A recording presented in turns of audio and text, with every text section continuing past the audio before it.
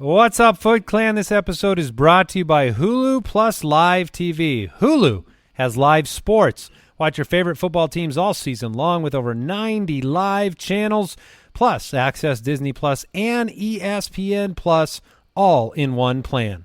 No cable guy, cable box, or extra cable fees needed. Switch to Hulu Plus Live TV today.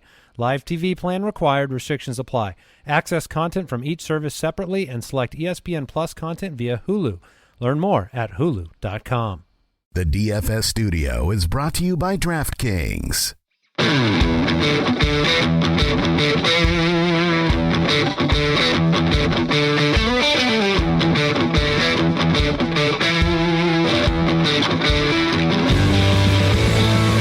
Welcome to the Fantasy Footballers DFS and Betting Podcast with your hosts, Kyle Borganoni and Matthew Betz.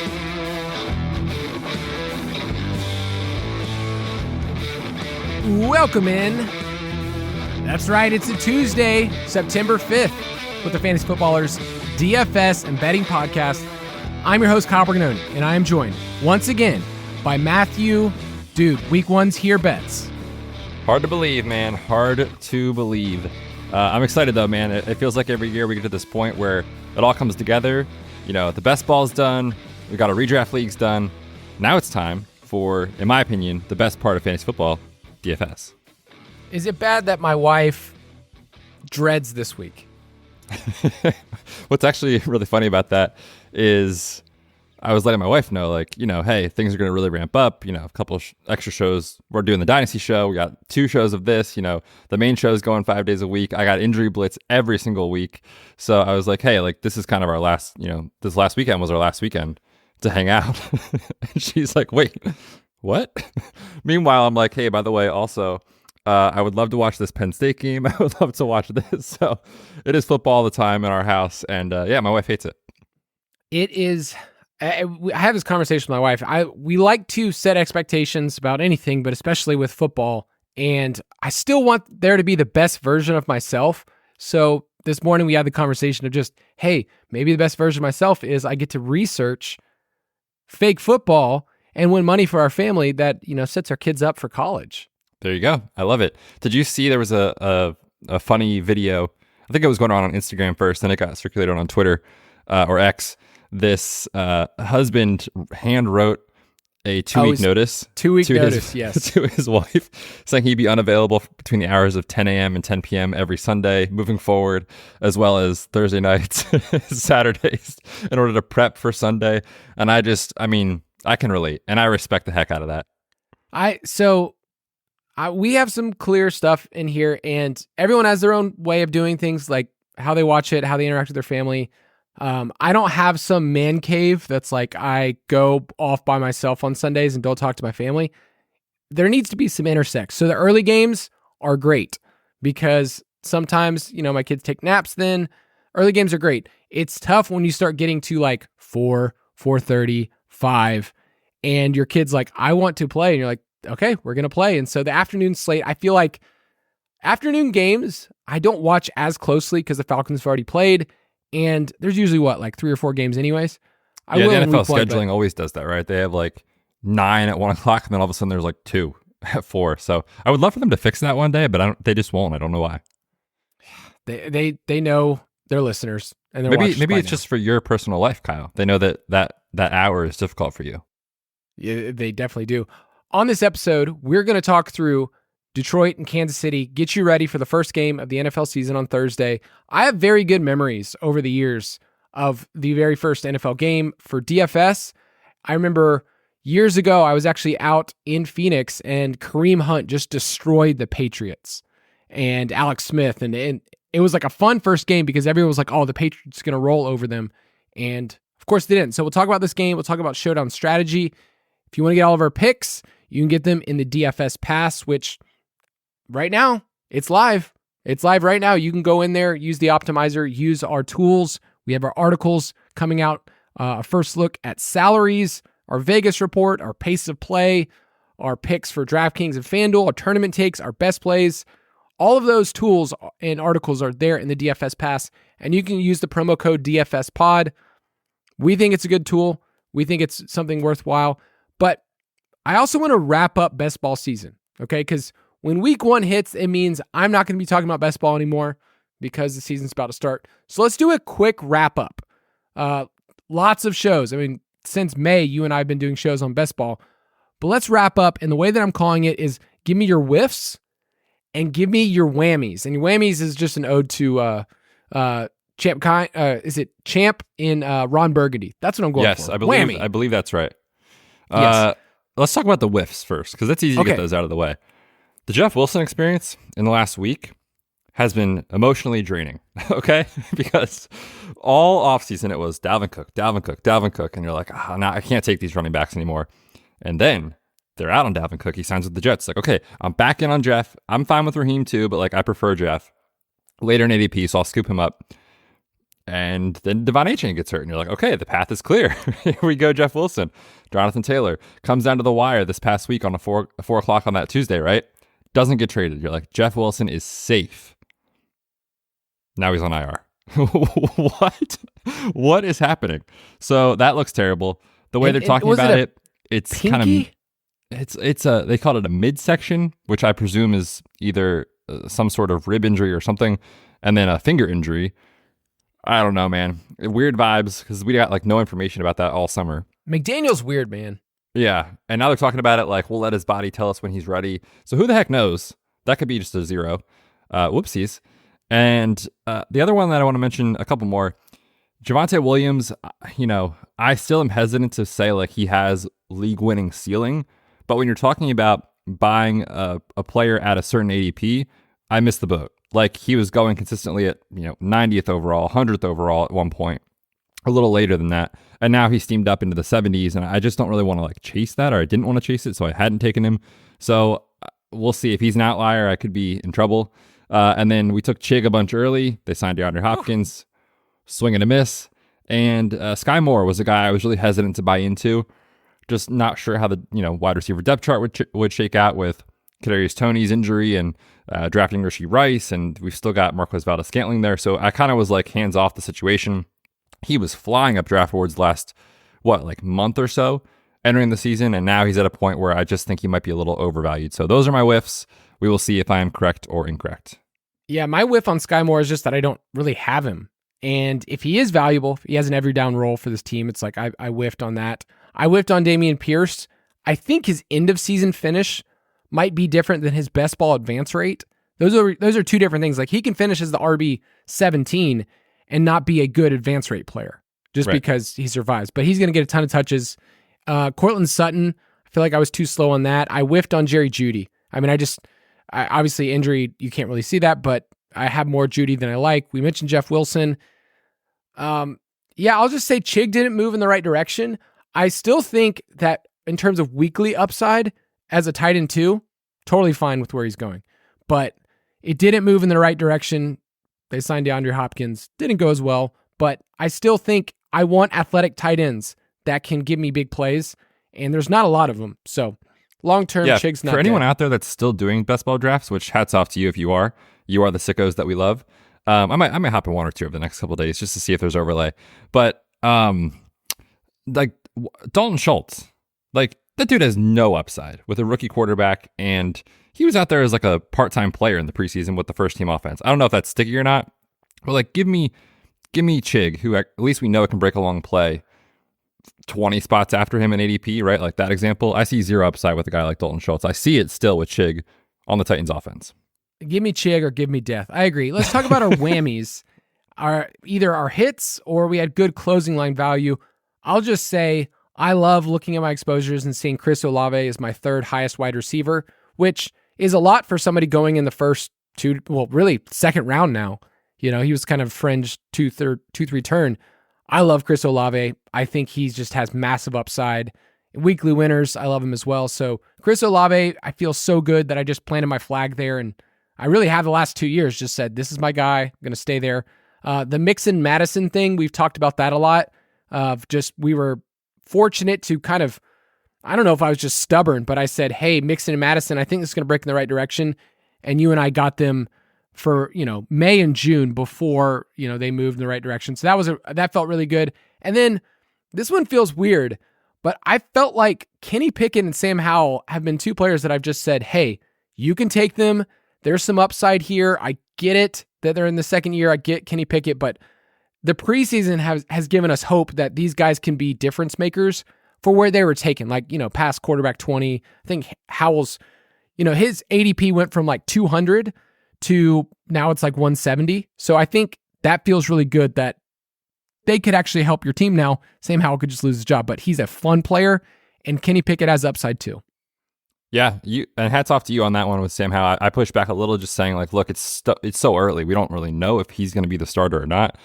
And that's part of the reason you draft early, is to call your shot, and you embrace a little risk, but you can get massive movement in ADP. And I definitely missed the boat on that. So if he has a great year and he starts, the entire season and he runs the way we think he will, like, I will regret not having more of Sam Howell, which is not a sentence I ever thought I would say on this show. But of course, we can just get even by playing him in DFS, so it's all good. Some of my favorites along the same lines with you, Madison. We talked about Deontay Johnson in May when he was going off the board at wide receiver 38. That was just silly. Now he's borderline top 50 pick. And then I was really happy with the way I approached the elite quarterbacks. In May, I wrote that article about what's changing in best ball and kind of how do we shift our focus. And it was just like, man, these quarterbacks are going higher than ever before. I think the market will overcorrect the other way a little bit as we get more information and as time goes by. So for May, June, I kind of just sat out on round 2, Allen, Jalen Hurts, those guys, and waited for them to fall to round 3 where their ADPs have settled. And now you can consistently get those guys in the middle to back of the third round. And that's a price I definitely was willing to pay over the last month or so. Yeah, I really appreciate the way. So you wrote that article, and then you kind of got to see over time, like, things did change with these quarterbacks, and they're still good plays. Like, we still have Josh Allen, Jalen Hurts, Patrick Mahomes. They're a little bit more palatable now, where you can say, hey, I get why you'd want to take them, but second round, no way. So best ball is a fun ecosystem, and it prepares you for the season. So I'm sure I'm going to get 1,000 different screenshots in the next week or so. Like, look, week 1, look what my team's doing. At least we have weekly winners where people do send that and they've won something. That feels great. I'm still drafting some weekly winners right now, and it's wild out there. My goal right now, my last draft was draft combinations no one else has. It could work. We don't really know. I mean, I'm excited to analyze that data next offseason. No one knows what they're doing. Let's be honest. True. Nobody knows. All right, so we're going to talk through Showdown strategy. We're going to talk through Detroit and Kansas City. So let's do it. He's so hot right now. I just kept that in the board, and I just wanted to keep it. But you got to. Usually, Betz and I on a Tuesday would walk through the slate and kind of give you the overview. So we'll have that in article form. Week 1 is a different animal because everybody's playing the first game. So we wanted to make sure you had an entire episode devoted to Thursday night that you can listen to, share with your friends, make a lineup, make 1,000 lineups. I don't know. Don't go all in on just the first game though. Like, don't just blow your bankroll on the first one and then you're done with DFS. Just be smart about it. So Showdown strategy. We're specifically talking DraftKings because that's where Betz and I play the most. And we think things can spill over, but you don't really have the same salary issues on FanDuel because you just get to play the MVP. So on DraftKings, we talk about this in the same way we talk about GPPs. There's a game, and you're trying to find the optimal plays by weighing the cost benefits and how everyone else is going to play. So I would say because the roster percentages get so condensed for Showdown, because there's really only 2 quarterbacks to play, there's maybe 4 to 5 running backs, it's so important that you understand roster percentage and who's going to be popular because you have to have leverage. I don't play cash for these types of things, and I just think there's so much variance. So are you the same way still?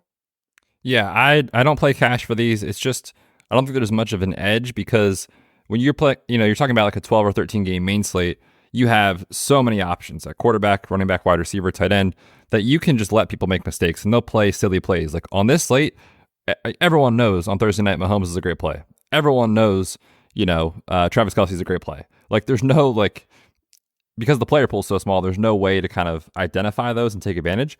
So yeah, I only play GPPs for this one.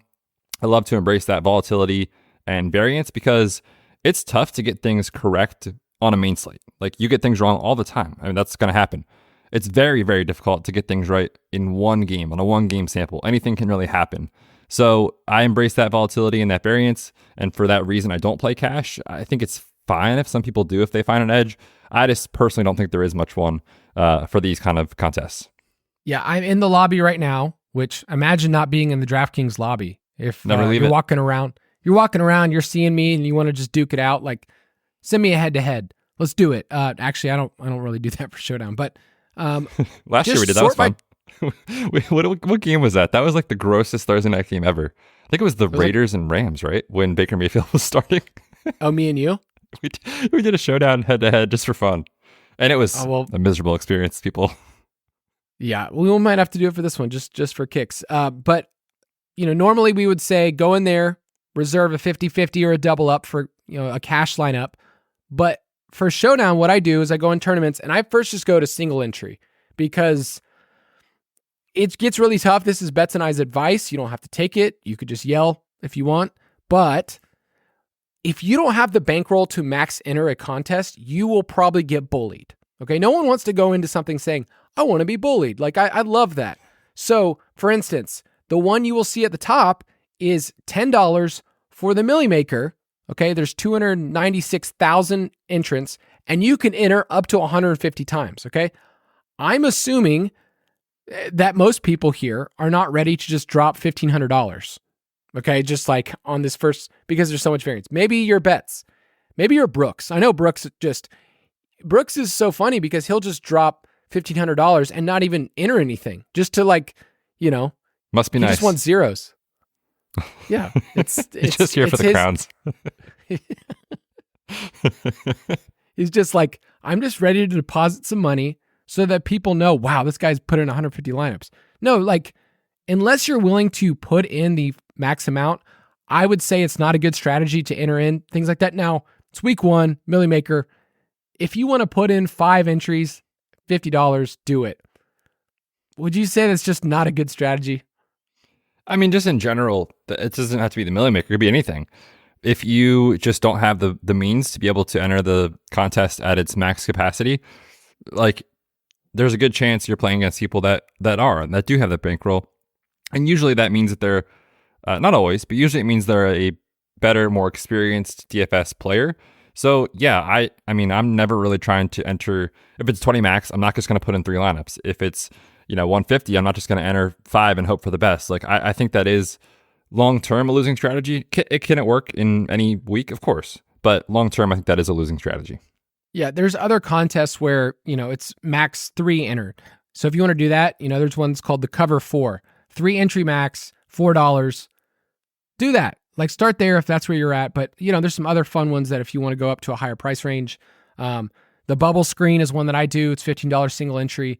We will give some of those in the Discord to say, hey, I don't even know what contest to do. We will actually give a contest in the Borg Betz DFS League that if you're not a part of that, you can make sure you do that. It's a DraftKings League. You just search Fantasy Footballers Borg Betz and enter into ours, and every single week we'll give some contests based on the Showdown game and then the main slate, and it's really fun to play with people that also listen to the podcast. But I think our plays also get like condensed a lot. Yes. Like, I have to do you have that like tension of like, okay, here's who I like this week, but I know that they will like this, so then I will not play this person. What's funny about that is it does feel like that is the natural course to take, but sometimes I just get like so in the zone of like what I'm doing when I set my lineup that I don't even remember that I said something or that, I wrote about this player this week or something. So I usually don't try to like game theory myself out of it. So you'll get straight up from me, you'll get kind of my takes. Okay. So you won't for me though, super contrarian based on my own takes. That's the best way to do this, right? Is to give advice and then go against it. 100%. Yep. Yeah. Remember, my Chase Claypool week, I did not play him. That's sad because that was about half of his career fantasy points right there. Well, he tried to get it all in, but apparently I didn't want it. So, Showdown strategy, 1 game. Let's talk about this from a theory, and then we'll walk through the positions, walk through this game, and win you a bunch of money. So, with 1 game, you're trying to optimize your lineup. You're not really trying to beat projections because with just one game, it's just so tough. You are looking for a certain route or a certain game outcome. So this is different than how we normally talk about GPPs because we're looking at the Lions, we're looking at the Chiefs, we're looking at a line that's at 54 right now and saying, how could this game go in a couple directions? And if it does, if it hits the under, how could you play that? If it hits the over, what could you do? If this player does well, if Jahmyr Gibbs does well, how does that affect David Montgomery or how does it affect Amon-Ra? Jared Goff, okay, I'm looking at some of his projections. If he's projected for about 18 points and he's your captain, in DraftKings, that would multiply his points by 1.5. Jared Goff would have almost 27 points. You would say that's a really good number. That sounds awesome. But if Jared Goff is hitting 27 points, what does that probably mean about Patrick Mahomes? I mean, we know there's a strong correlation between opposing offenses. So if Goff presumably is having to throw in this example, and he is ending up at about 25 points, give or take, with the multiplier, then Mahomes is certainly crushing him. Because if Goff is throwing, Mahomes is throwing, and they're going to throw either way, regardless. But if Goff is having a good game, presumably it's because he's being pushed by Mahomes. And I would say 9 out of 10 times Mahomes is putting up a higher ceiling than Jared Goff. Yes, and I'll give you some numbers behind this. I looked at correlation since 2014, so a lot of data, but I focused on games that have a total between 50 and 55 points, because this game's at 54, and with a spread between 4.5 and 7.5. Okay, what's it at right now? 6.5? Last I saw was 6.5. So I wanted to look at games that obviously have a higher total and a team's favored by about a touchdown. And the quarterback has the strongest correlation with his wide receiver one. That makes a ton of sense, okay? But the second highest correlation is the opposing quarterback, okay? So think about that. If you're playing Goff or you're playing Mahomes, it's probably obvious that those two are going to correlate well because it's going to push the other person. If Mahomes goes off for 300, Goff's probably going to have to be pushed. So keep all of that in mind, that it is not just, I like this play. It's, if you like this play, it's affecting this other. And we have to embrace that there's going to be so many different outcomes. Maybe explain why one game and why there's so much chaos. Like, people don't realize that all the time. Oh, I mean, just like last year, right? Like, entering the season, it might be difficult to remember, but Matt Ryan was an Indianapolis Colt. They tied the Texans in week 1. They go on to beat the Kansas City Chiefs in week 4. And just a few months later, Jeff Saturday is on the sideline. Like, that's how quickly things change in the NFL. And that shows you how much variance there is in 1 week. The Colts beat the Chiefs, right? So it's very difficult to, to say, like, this is what's going to happen. I know this game script. I know they're favored by X number of points. They're going to smash that line. I know it. That can happen. Just don't get me wrong. But we need to leave ourselves open to the idea of the game script doesn't go the way you think it is. There's a fluky injury that changes the way the game goes. There's a fluky, scoop and score fumble recovery that just changes the landscape of the game. Chaos will happen in these single game slates. And the way that I think about that is, like, when I'm setting these lineups, I use projections, don't get me wrong, but at the same time, it's an if this happens, then what, right? Like, for example, if Jahmyr Gibbs is going crazy and he's the captain in this game, in theory, likely David Montgomery isn't having a ceiling game. Doesn't mean he can't be okay enough to end up in the flex, but like, he probably is taking away from him, right? Same thing with like guys like Travis Kelce. When he is having, was that a Monday night game against the Raiders last year? We had 4 touchdowns. When he has 4 touchdowns, the rest of the Chiefs like aren't getting there, right? Like, his pass catching opponents teammates aren't getting there. So just think about these if then statements, and literally that game theory approach is, I think, the best way to play this, rather than saying, okay, here's the projections, let's blindly run 150 in the optimizer and just hope for the best. I don't think that's the way you should go about this. I like to just say, let's start walking down the road together. And if you're walking down the road with somebody as captain, we'll explain kind of the captain dynamics and which one's most optimal.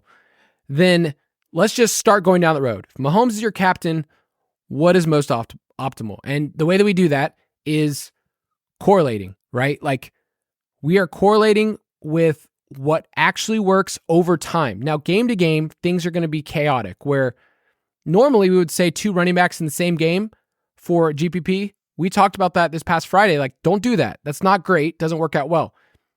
This week, I think there's 5 running backs that I think, I don't know the order of it. Is it Gibbs or Montgomery that's going to finish as the highest scorer this week? Well, I think most people will be like, it's Gibbs. Well, like any week, Montgomery could be the one to get the touchdown. On the Chiefs side, is it Pacheco? Is it Jerick McKinnon? Is it CEH? Like, all of those things can happen. So you start walking down the road. If Mahomes is the optimal captain, he probably brings multiple pass catchers, and you might say to yourself, okay, the Lions are battling back. There's also a scenario where the Lions get the lead early, and it's a couple David Montgomery touchdowns. And so instead of you thinking Jahmyr Gibbs is going to get a bunch of checkdowns, it's David Montgomery. So you could really tilt the game script in so many different ways, which is why I do love Showdown, that any story, any lineup people show me, I go, that could work. That actually could work, because things just get crazy. So any last thoughts on correlating your lineup and just a big idea of what people need to get right? No, I think we hit on a lot of the big takeaways there. We'll talk about more specifics here in a minute on, what guys you should be like double stacking with, and if you're playing a captain wide receiver, what do you do? Like that sort of stuff with correlation. But like you said, the biggest takeaway is you don't want to just be blindly being like, that feels good, or like, that's a great play. You do need to be telling yourself a story and running with that as you build your lineup. So the example of Montgomery versus Gibbs with the Mahomes thing, I think makes a ton of sense. Let's take a quick break and we'll be right back.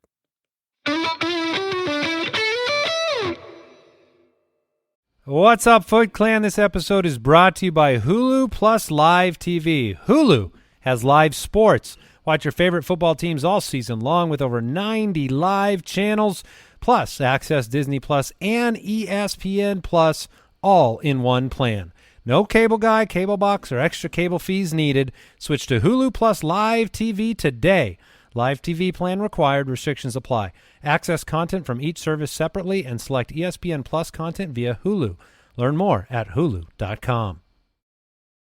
This episode is brought to you by FX's Welcome to Wrexham. Celebrity owners Rob McElhenney and Ryan Reynolds' small-town Welsh football club is fighting for a chance at promotion. These two Hollywood stars lead a team in the midst of history in the making, while dedicated staff and supporters hold on to a dream of returning the team and this working-class town in Wales to glory. FX's Welcome to Wrexham premieres September 12th on FX. Stream on Hulu.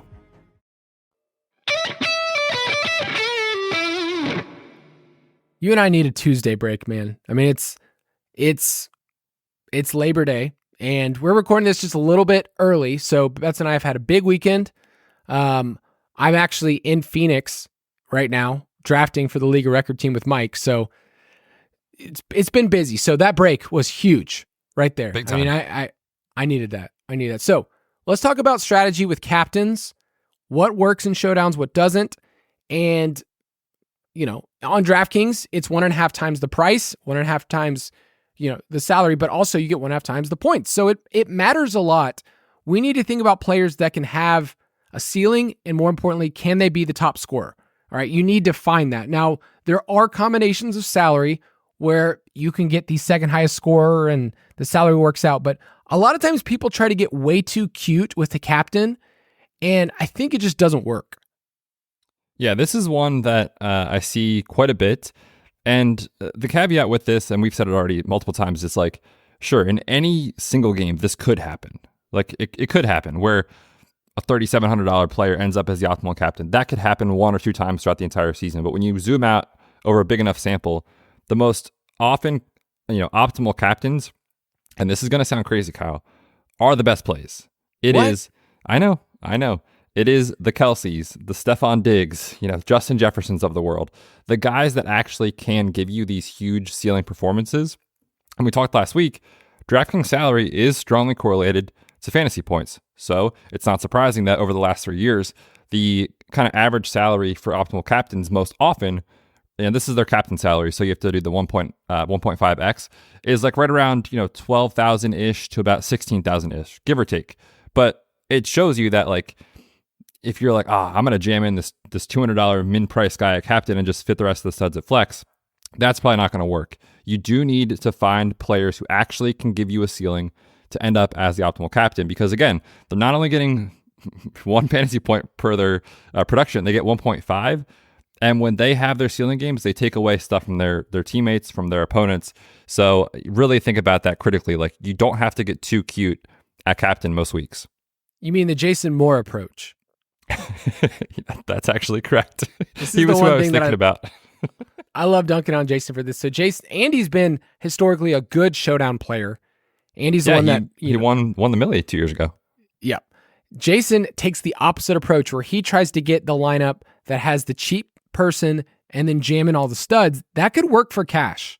Like, I could actually see that working. Hitting a high-end outcome, it doesn't. So Betz gave the example of 12,000 to 16,000 is usually the right salary.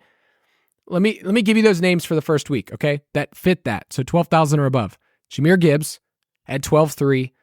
These are captain salaries. Jared Goff at 14.1, Amon-Ra St. Brown 15.3, Travis Kelce at 18, and Mahomes at 18.3.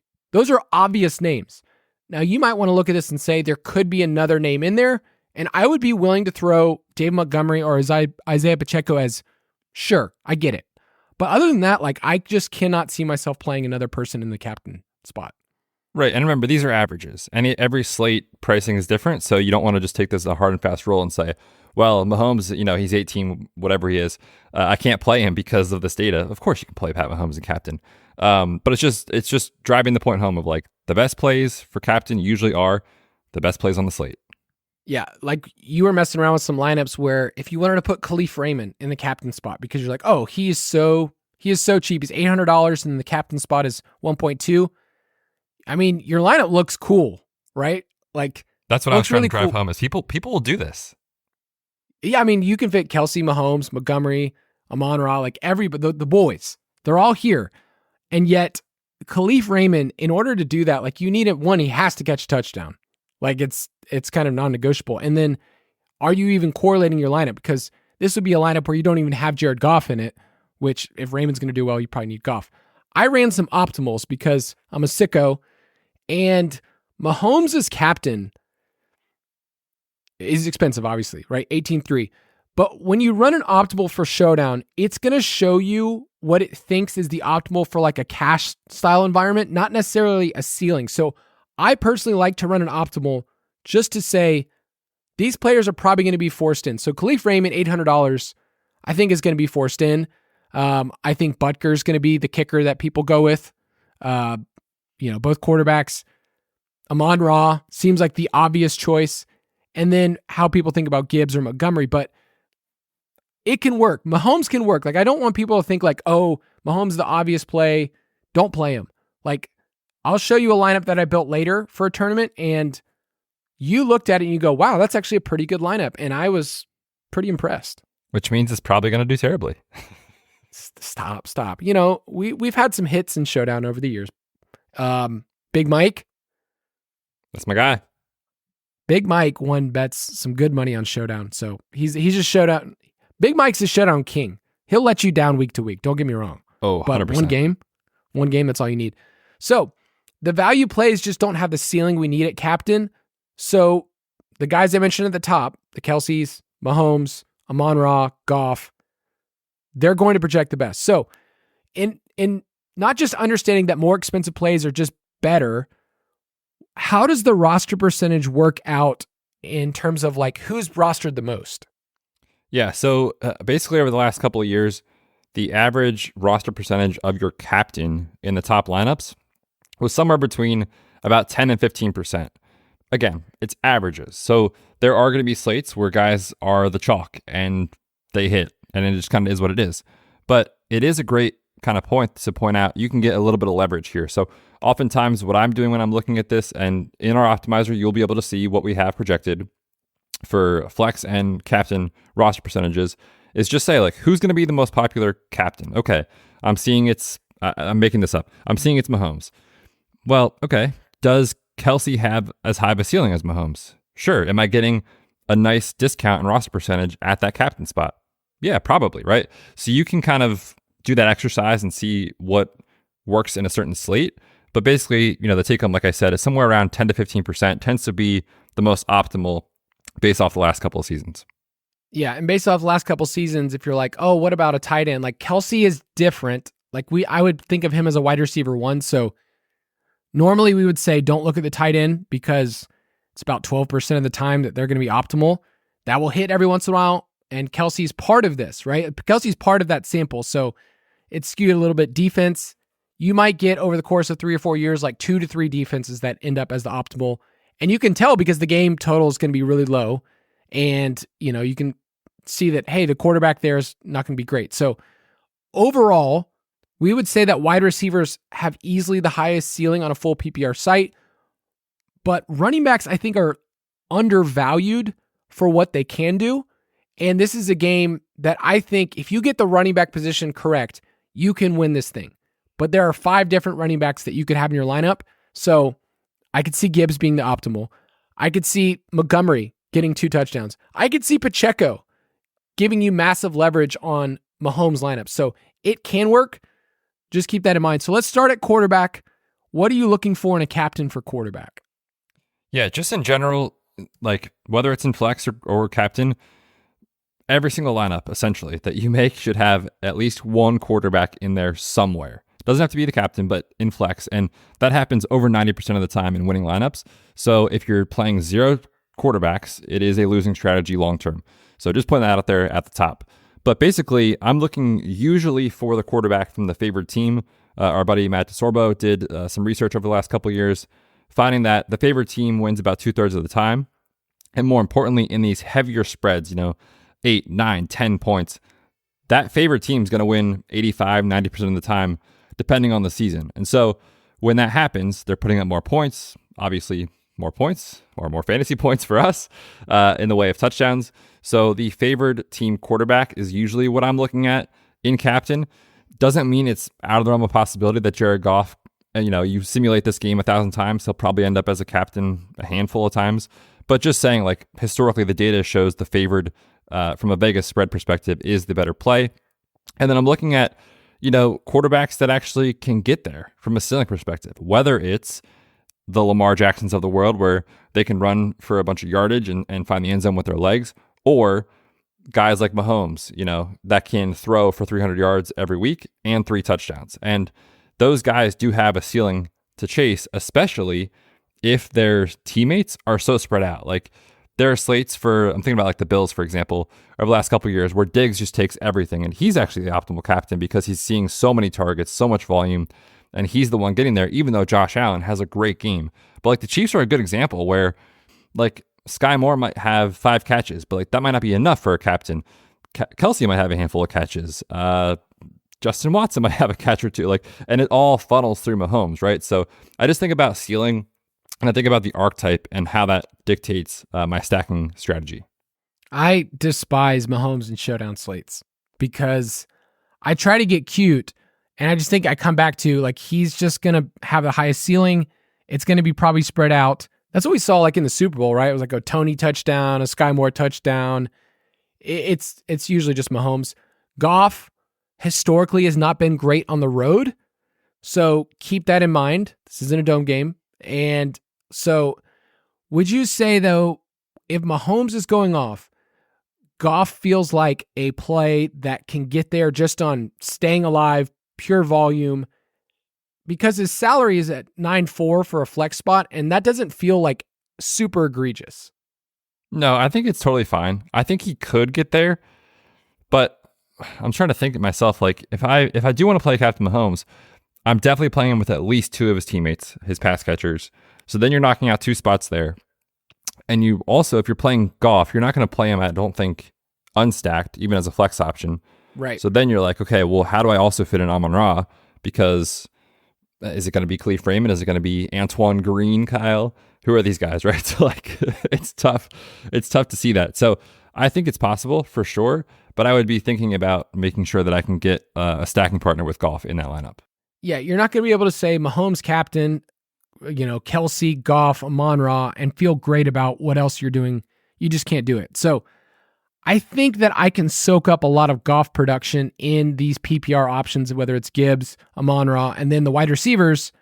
There's some cheap ones like Josh Reynolds, Khalif Raymond, project to see a ton of playing time. So we like that. And then I think some people will be excited to play Sam Laporta.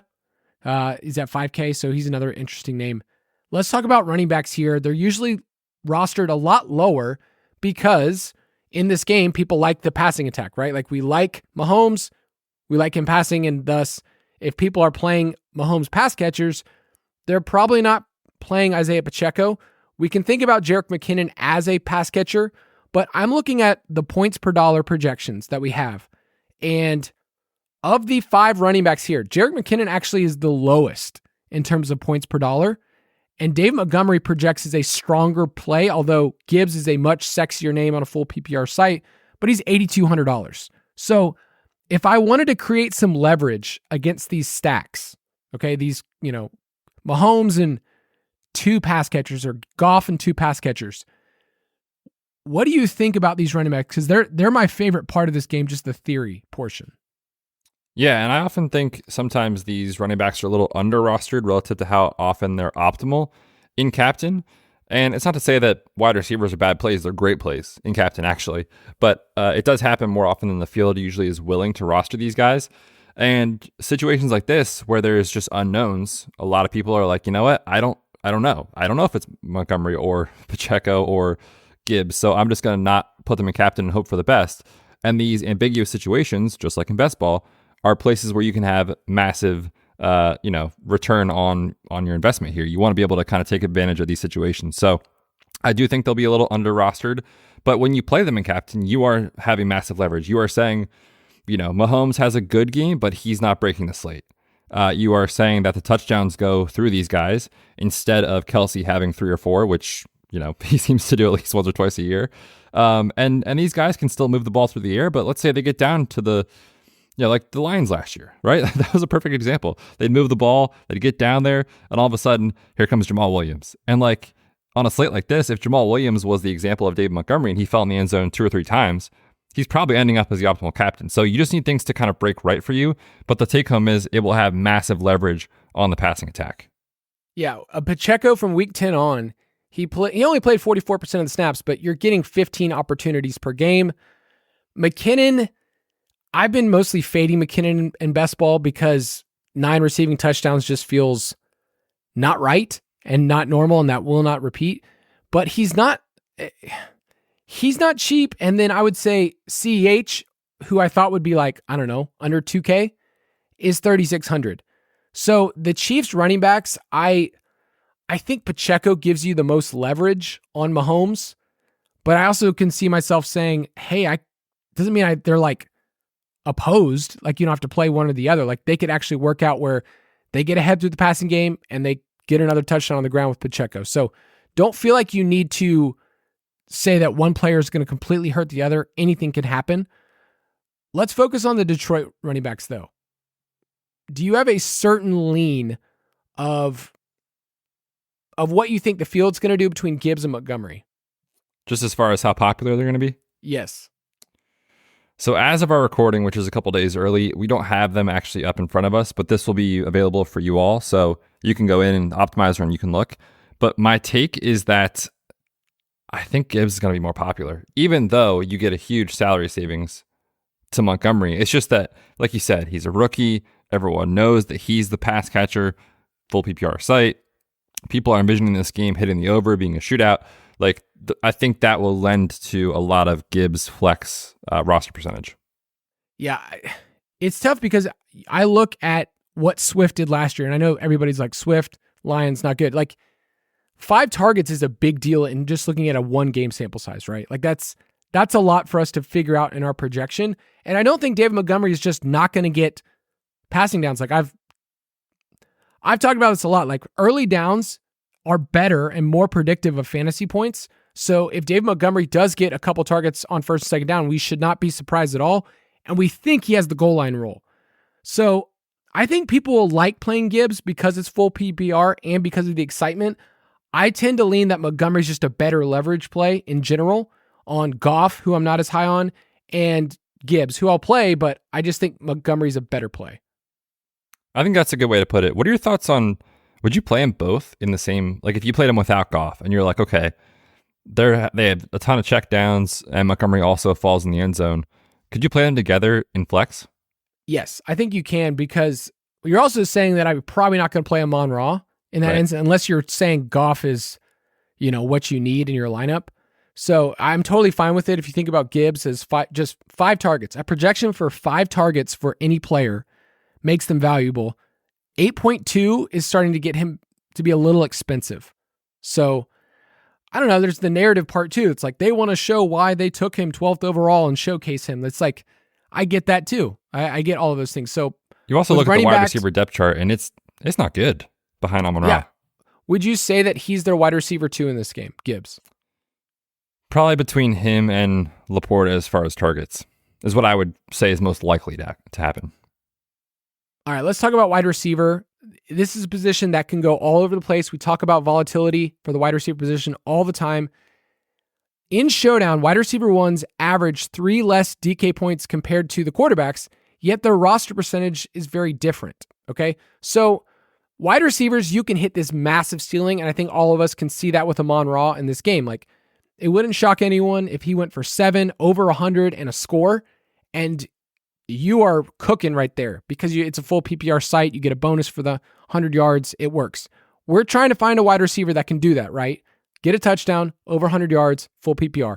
He checks all those boxes, and so I will recuse myself because I will be playing him, of course.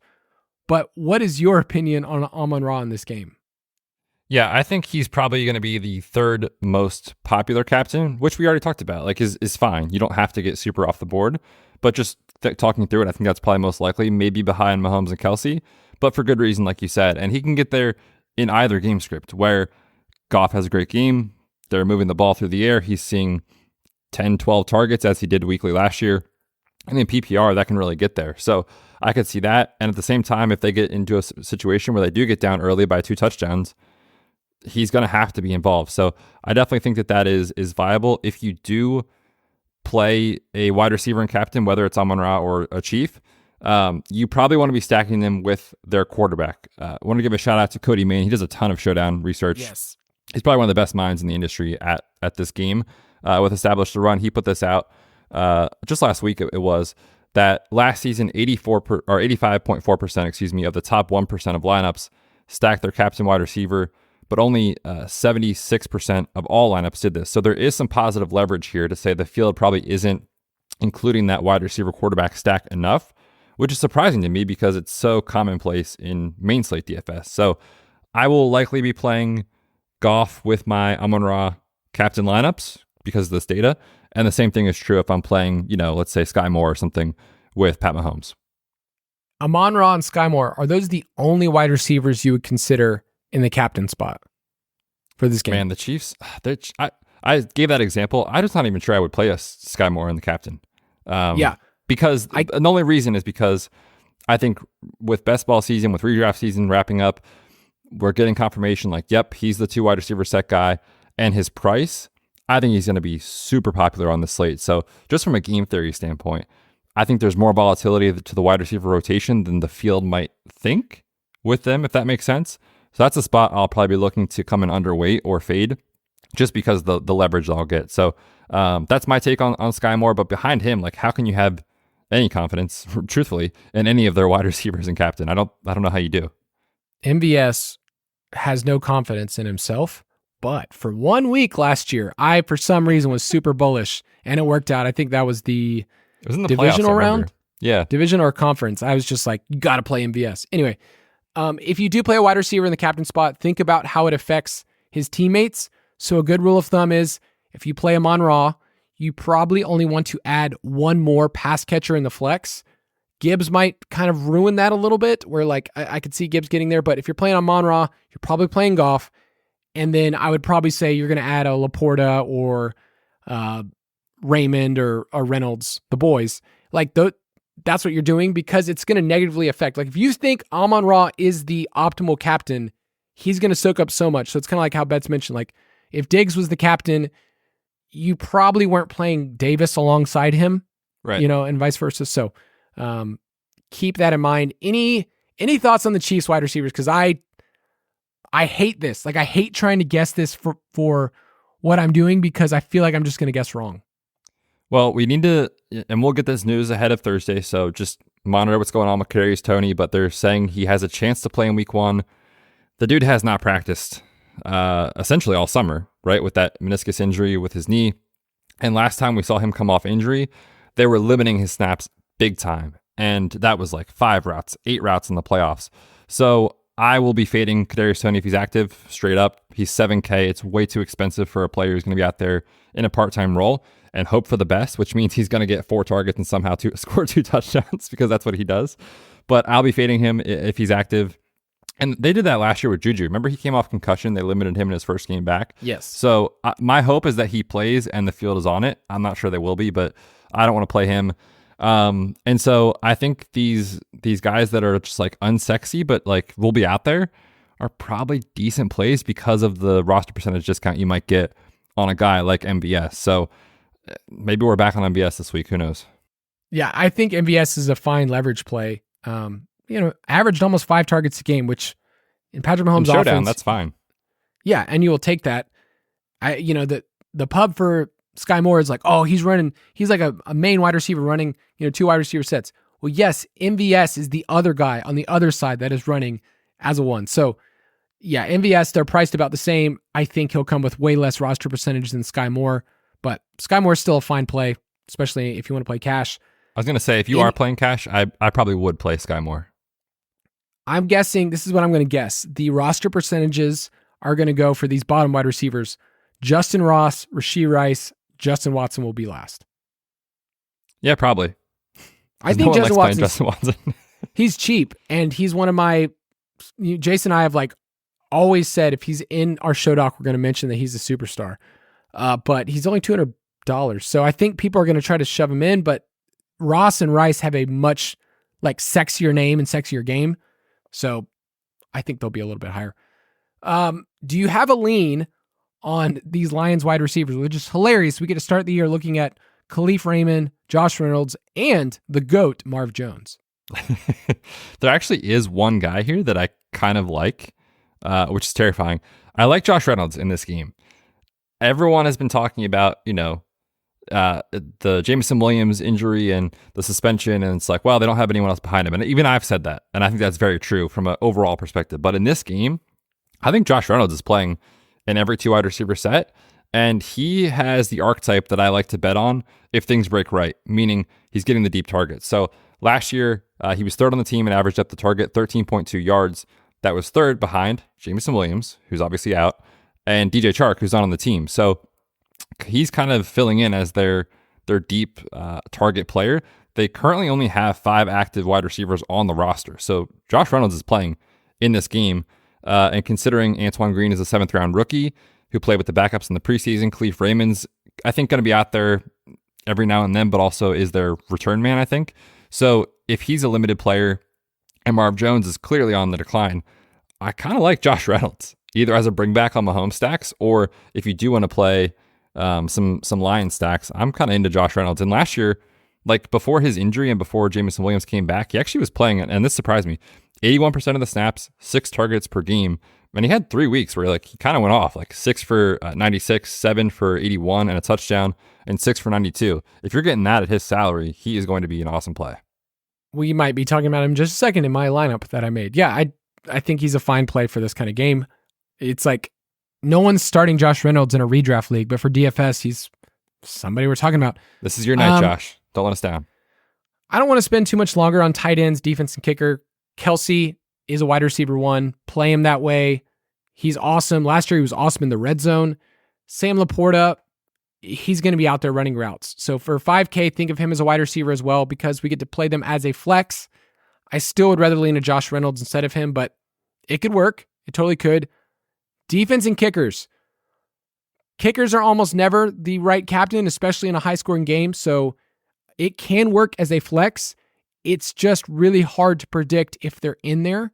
So, yeah, normally we would say if the game is under a certain amount of points, 42, 40 points, okay, kicker and defense could be in the optimal. I like the Chiefs in this game. If I had to pick one, a Chiefs defense, I think you can play Mahomes. You can play a Chiefs defense and then also play some Lions pass catchers.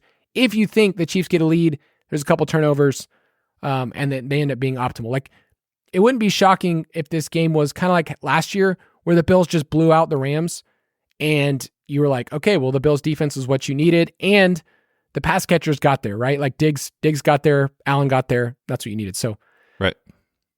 that's what I'll say. All right, let's give a couple of quick tips for showdown lineups about how to utilize spreads and totals to your advantage. Yeah, so you just want to make sure that you're not just logging in to set a lineup and not considering the game environment, meaning what does Vegas expect? What's the total? What's the spread? And basically, you want to look at when the game has a high total, who is most likely to end up in the optimal lineup as far as the top scorer on the slate. And it's not surprising. It's these skill guys. It's the wide receivers like we talked about that can have huge games. It's the quarterbacks. It's the running backs. But when the total is super low, the running backs actually end up as the optimal more often than wide receivers. And you think about the game script, it makes a ton of sense. When you have these high-flying back-and-forth affairs, guys are catching passes, they're scoring touchdowns, whereas, if it's a 38 total, they're handing the ball off left and right, and it's not quite as high scoring. So that makes a ton of sense. The other thing is just consider the spread. When the spread is large, 8, 9, 10 points, like I said already, captains are ending up from that favored team. So let's say, for example, in this game, the Chiefs, roughly 70, 75% of the time. So the only exception there that I would say, and we talked about this a little bit with someone like Amon-Ra, is the underdog in the Vegas spread can end up optimal if they're a pass catcher and they're the guy that's getting everything in garbage time, or they're in comeback mode and he's getting everything. That's when that can work. But I would say in general, when there's a big spread, like my captain is almost always going to be the favorite team. Yep. So right now the line that we have is Chiefs at -6.5. The over-under is at 54. And the Chiefs team implied total is what we care about the most. It's at 30.5. And you had a great tweet. This might be too low when you think of like 30.5. 30.5 is a monster team implied total for those who don't understand. Like that's awesome. But you tweeted this out, Betz. The Chiefs week 1 points scored since 2017, 42, 38, 40, 34, 33, 44. Your boy Andy Reid, he shows up in week 1. He does. And if you're looking at kind of like alternative markets, this is on DK, they have a prop for over 3.5 touchdowns scored for Kansas City. They have it juiced all the way to -145. So like they're telling us it's very, very likely the Chiefs are scoring at least 3 touchdowns, and they're probably scoring 4. So I'll be using this information when I'm deciding who I'm going to play in captain and kind of making my decisions. But I want to bet on the Chiefs here. They've historically rolled in week 1. They're at home. I think they put up a ton of points. Yeah, I think that my first reaction to the lines was taking the over of the Chiefs team implied total and taking the under of the Lions team implied total. It's at 23.5. The under's at -115. So yeah, I could see the Chiefs. We're not giving betting advice, but like I could see the Chiefs at home winning by more than a touchdown. So keep that in mind. In terms of getting unique, though, so you're analyzing the spread, you're looking at a route for the game. I think a lot of times people feel like they have to use the full salary, and we've talked about this before. It's okay, actually, in this environment. Normally for GPPs and cash, we say use the whole thing. It's okay to get a little weird. So the average salary for a winning lineup in Showdown is $48,900. So you're leaving over $1,000 on the table because you don't want your lineup duplicated. There will be so many people that will message me and say, how did this person have the same lineup? I was like, dude, there's not many combinations really when you get to this, okay? It's going to be duplicated. So be willing to leave some salary out there, but also you have to be willing to vary your roster construction. This is probably, I would say, what we care about the most is we care about 4-2 builds or 5-1 builds. And you want to explain what that means? Yeah, basically it just means, in this example, the Chiefs are favored. If you say it's a 4-2, it's usually 4 Chiefs, 2 Lions, or 3-3 obviously is 3 from each team. 5-1, 5 Chiefs, 1 Lion. You can flip it both teams. But basically the take home is the field, just from a roster construction standpoint, loves 3-3. It's more comfortable. It's easy to be like, okay, this is balanced. I got 3 Chiefs. I got 3 Lions. No big deal. We're set here. It's balanced. It's good. And that will work. There are going to be lineups and slates where that is the optimal construction.